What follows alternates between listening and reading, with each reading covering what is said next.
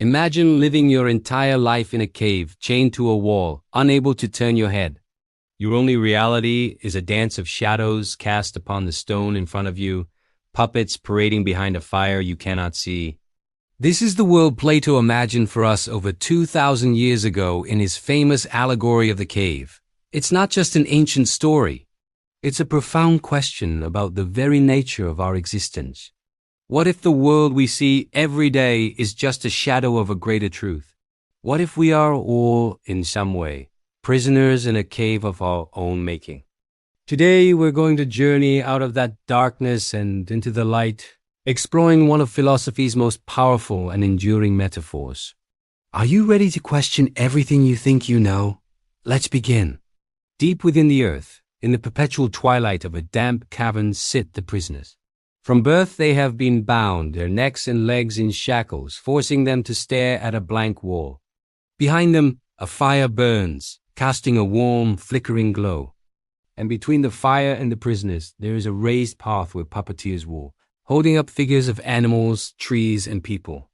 The fire projects the shadows of these objects onto the wall, and the prisoners, knowing nothing else, believe these fleeting shapes are reality itself.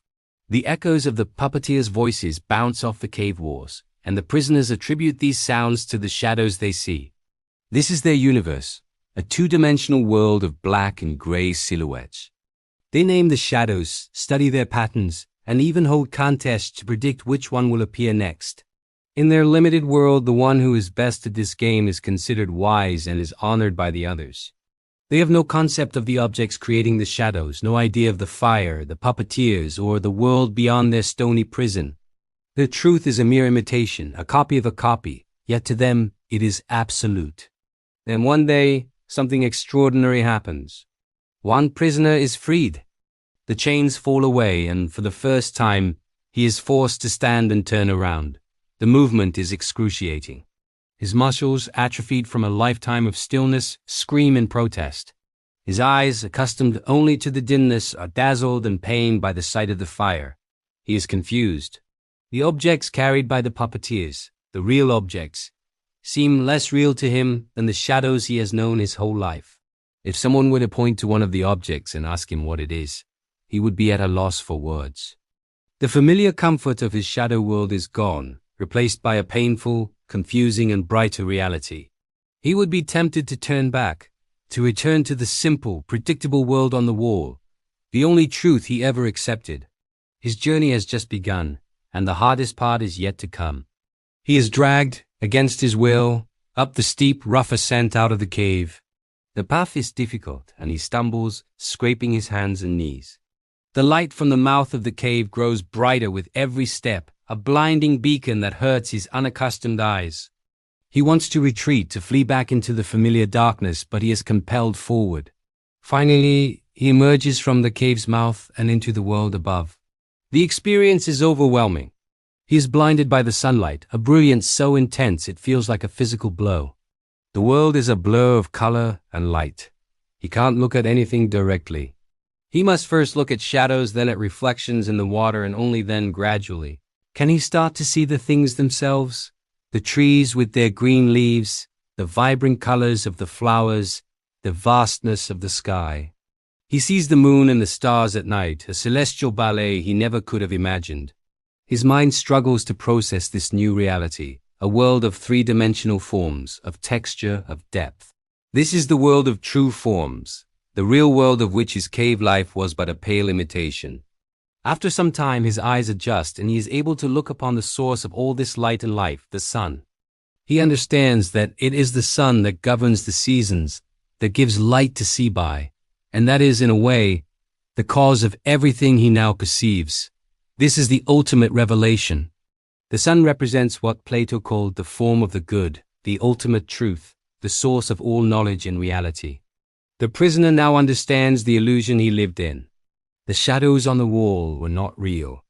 They were just projections of objects, which were themselves just copies of the true forms he now sees in the world above. He feels pity for his fellow prisoners still trapped in the cave, honoring and praising each other for their knowledge of mere shadows. He realizes their wisdom is worthless, their honors meaningless.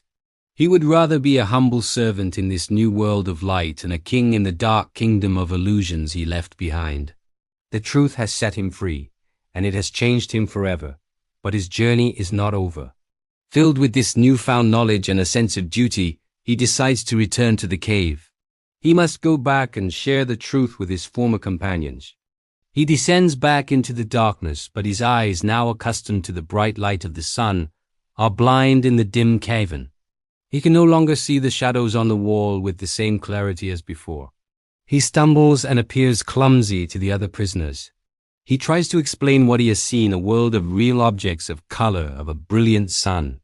He tells them that their reality is a sham, a world of fleeting shadows. But they don't believe him. They can't comprehend what he's describing. To them, he sounds like a madman. They see that his journey out of the cave has ruined his eyes and his mind. They laugh at him, mock him for his foolishness. He tries to unchain them, to lead them up into the light, but they resist violently. They are comfortable in their ignorance, content with their shadows. They would rather remain in their familiar prison than risk the painful journey to an unbelievable truth.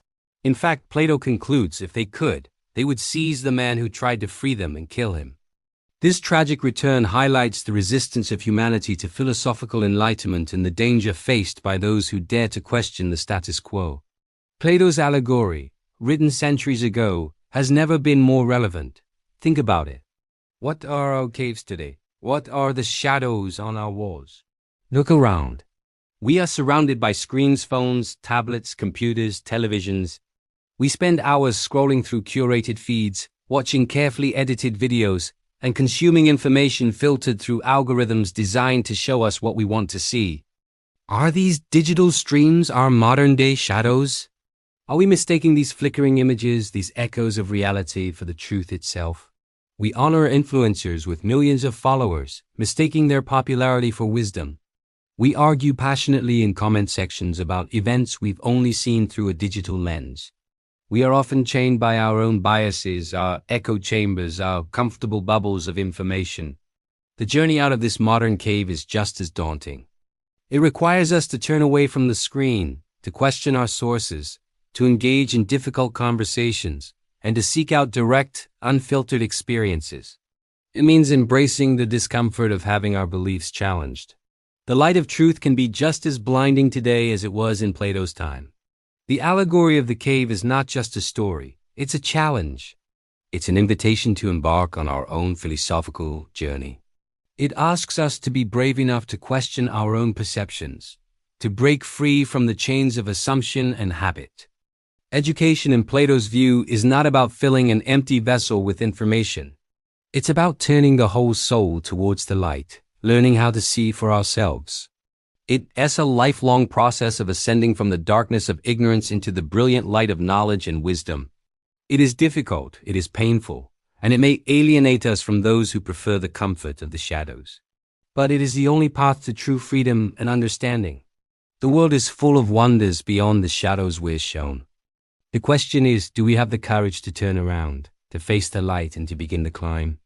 Thank you for joining me on this journey through one of philosophy's greatest tales. If this exploration sparked something in you, don't forget to subscribe, and share your own thoughts in the comments below. What do you think is your cave? Let's continue the conversation. Until next time, keep questioning.